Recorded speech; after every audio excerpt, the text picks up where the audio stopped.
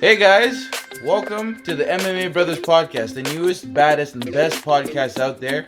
And let's get it going. Hello guys and welcome back to the MMA Brothers podcast. My name is Daryl. My name is Asher. And we're talking UFC Fight Night, post-fight, Blaydes versus Alexander Volkov. I'm going to tell you right now, I only got one of my picks right. One. Yeah, so Daryl did terrible with his picks with this one, but I did okay, and I'm happy about that. So, Blaydes versus Volkov happened yesterday, and as usual, we're going to start at the bottom of the main card when we're discussing the fights. We don't really do the prelims. And the first fight on the main card was Jim Miller versus Roosevelt Roberts, the Predator versus A10. Now, this fight, I actually picked Roberts, so I got this one wrong. I think Daryl picked Roberts as well. We assume that Roberts has, better hands than Jim Miller. We obviously both knew that Jim Miller is super experienced. But as soon as the fight started, I think Roosevelt Roberts threw a kick, and then Jim Miller caught that kick, and then... No, he didn't catch it. He threw... As Roosevelt threw a high kick, or a body kick, Jim Miller threw a leg kick. So he swept his standing foot. Then so he then lost balance, yeah. Then he came in for the strike, he avoided it, and then he got his arm trapped in. Yeah. Roosevelt, buddy, it's a tough one. Jim Miller's a very big, what do you call that? Experienced dog, as you'd like to say. He's a legend. Yeah, he's the legend. He's got like 35 UFC fights. But Roosevelt just gotta work on jiu-jitsu. I'm not saying like he was just in a bad position the whole time. It has nothing to do with maybe he has really good jiu-jitsu. I don't know. But it was just a very... He got caught cold. I think that if they had run back this fight, it would not be the same outcome. I think he just got caught cold. Jim Miller's so experienced. He's been in every position numerous times. It's not to say that Roosevelt is green in the teeth, but I would say that if this fight gets run back, it's going to be a different situation. But it sucks, man. He got caught cold. It's just like, what's that guy? Like Aljamain Sterling did to, in his last fight, Sandhagen. Oh, yeah. It's just the same thing. Like, you're just cold, you haven't even warmed up, and then a guy just takes, you just get submitted, right? So yeah. So, tough L for Roosevelt Roberts. We know he's better than that, but it is what it is. He's going to come back better next time. So, moving on to the next fight. Belal Muhammad versus Lyman Good. Holy. This one was a good fight. Wow, it lasted. As you can see for the numbers, guys, it was extremely close. Belal Muhammad, he was kind of... I wouldn't say he's putting the pressure. Lyman Good was the bigger fighter, and he was putting more pressure. Lyman Good is... Yeah. Yo! Yeah, he's... Holy crap. I did not know he was that jacked. So, as you guys can see, like, the strikes were almost identical. 84 to 86. 176 attempted. 175 attempted. Wow. Same thing with significant strikes. 82 to 81. Takedowns is in Muhammad's favor, so he got 2 takedowns. I think that's what made the difference. I think the takedowns by Muhammad... His head movement, he was cutting off the cage whenever actually he was circling out of the cutting, getting cut off in the cage. Right. Well, because Lyman was pressuring the majority of the time. Right. Belal was just moving in and out, pat, pat. He's in and out. Yeah. While Lyman was sitting there just throwing those freaking sledgehammers. So I got this one wrong again. I thought Lyman, he was gonna knock him out in the third. Glasgow, me and him were talking in the DMs, and he was just like, no, he didn't. And I was like, dude, come on, like, he almost, Yeah. He almost got him knocked out. Like, you saw it, right? It was in the third round, middle of the third round, and he got caught and his legs went. Yeah. I was like, yo, Lyman, clip him. Lyman just throwing hooks. But what happened is Muhammad went for a takedown, and that's how he was able to survive, right? Because at that time, Muhammad was about to go out. Because Lyman Good, I think he may have been down 2 rounds. That's what the judges were saying. And so he came on heavy in that third round trying to look for No, I don't think it was down. I think it was 1 round for Lyman, a round for Muhammad, and then whoever got that third round got the dub, because it was I think it was 29-28, 29-27, whatever. So they gave a 1 round to Good, yeah, third, for sure. That's what I'm saying. No, bro, Belal won the third. You don't remember? He got rocked, and then after that he landed the takedown. Yeah, I know that. And then he took him down, and then he just pressured him the rest of the time. So yeah, I mean, either way, Muhammad got the victory, which is good for him. Now he said he's going to be looking for the top 15 opponents. So we'll see how he does. But the middleweight division, it's not looking pretty. Honestly, there's no division that's looking pretty. Yeah, it's a Shark Tank out there. Unless you're a bantamweight. Remember the name. He told you to remember the name. I will not forget the name, Muhammad. Please forget this name. Forget that name. So next you got Raquel Painter versus Marion Renault. So Derry, you want to break it down? guys, Raquel, I get it. God, man, woohoo, you got the dub. Like, I just like, she just doesn't do anything for me that's exciting to fight. She's a very good fighter, very technical fighter. She's gonna get the job done. She's a lot like freaking Neo Magny. Like, it's just like, it depends what your cup of tea is. And I get it, you know, she threw 154, landed 107 or whatever, insignificant strikes. And it's just so hard for me to get excited for her fights because she doesn't do anything that's like spectacular. Yeah. Right? And for me, as a really big fan of MMA, I understand her game, I understand her fighting style, and I understand everything. But I have a preference. She's a very good fighter, right?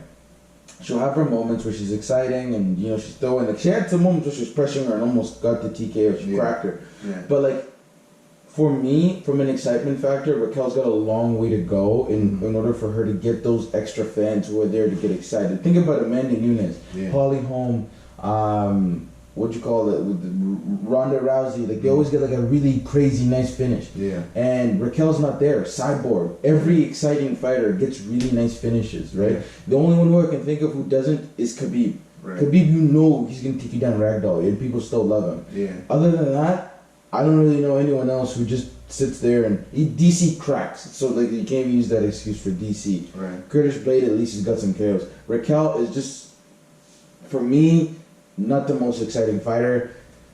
No knock against her, just my personal opinion. Yeah, Raquel Pennington has some good Muay Thai. I think she had the Muay Thai clinch a couple times too, some knees in there, so she was solid. Renault was just eating. Yeah. I'm like, Renault, buddy, like I get it, you've been clinched, but do something. Yeah, even the commentators are saying like, yo, she has to get out of this clinch. She just can't keep eating knees. So Raquel did that well. She was able to, you know, handle the pressure that came towards her, and obviously she landed more strikes. Even though I think Renal had 2 takedowns to 1 from Raquel. So good performance from Raquel Pennington. Where she goes next, I don't know. Probably somebody in the top 10. I think she was ranked number 6. So I guess maybe top 5 because she beat number 10, or maybe she didn't fight like number 7, number 8, number 9. I don't know. But I just know that she's not championship material right now. Get out of here. So Amanda would smoke Raquel. Like it just wouldn't even be a match. Okay, so now moving on to the more exciting fight of the card. Holy. So Josh Emmett versus Shane Burgos.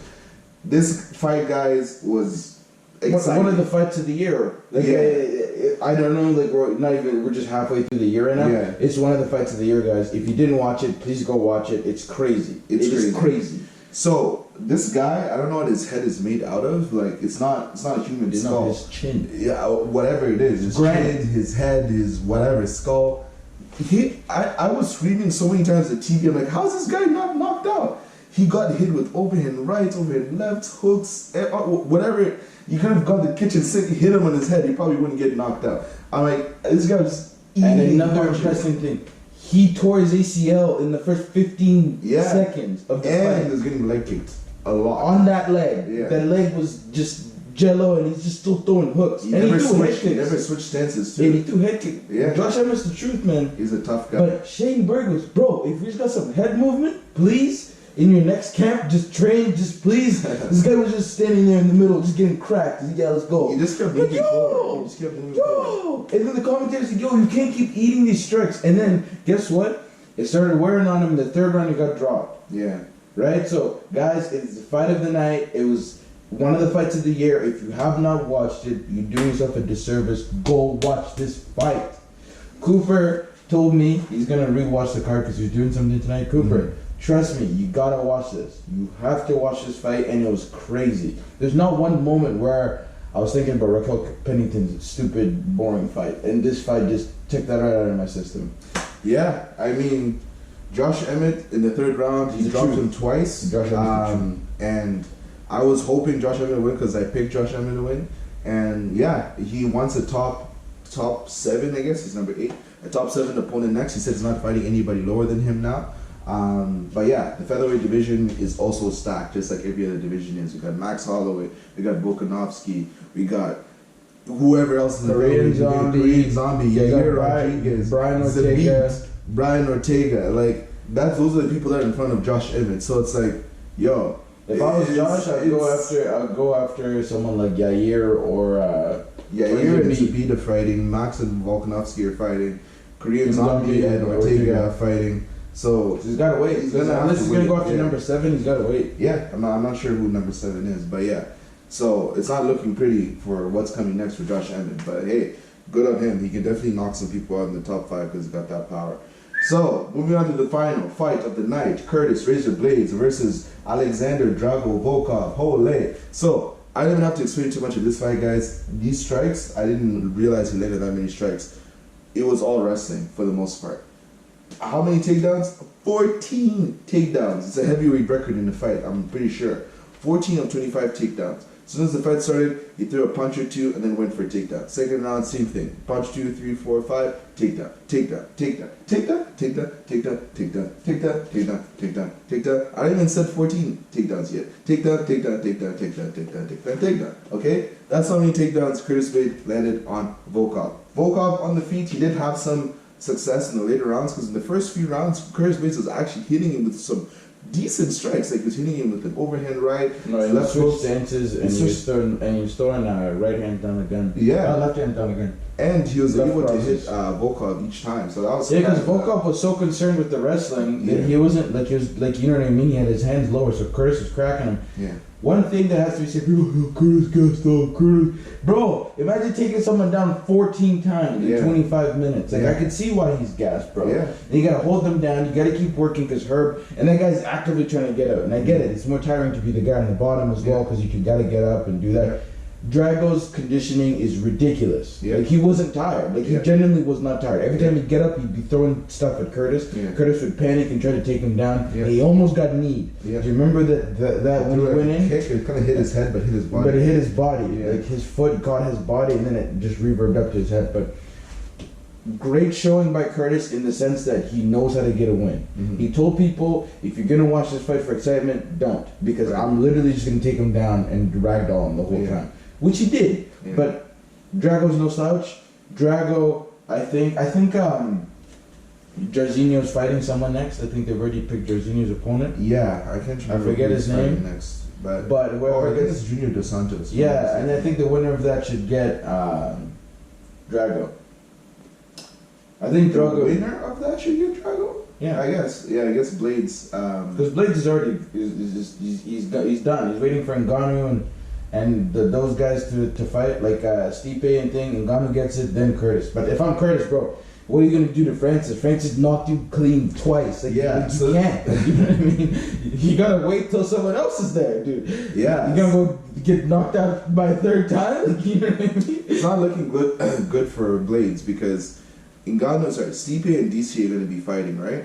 And Ngannou's waiting in the wings, so he's going to fight the winner of that one. DC said he's going to retire. A lot of rumors are circulating that Stipe is going to retire after this fight as well. Therefore, whoever who fights for this belt, there'll probably be a vacant title, right? And then who's that leave? Leaves Curtis Blaydes for Ngannou Part 3 for the belt. And guess what's going to happen? Ngannou attacks Blaydes again. Unless which Blaydes? Blaydes, unless Blaydes is able to take Ngannou down and like just avoid those strikes. Yeah, but the thing is, he has the strength advantage against almost every heavyweight.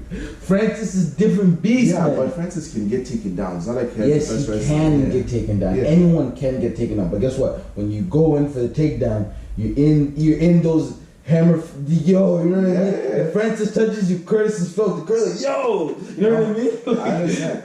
Volkov had the highest takedown percentage coming into this fight in the heavyweight division. Takedown defense percentage. Takedown defense percentage coming to the heavyweight division into this fight.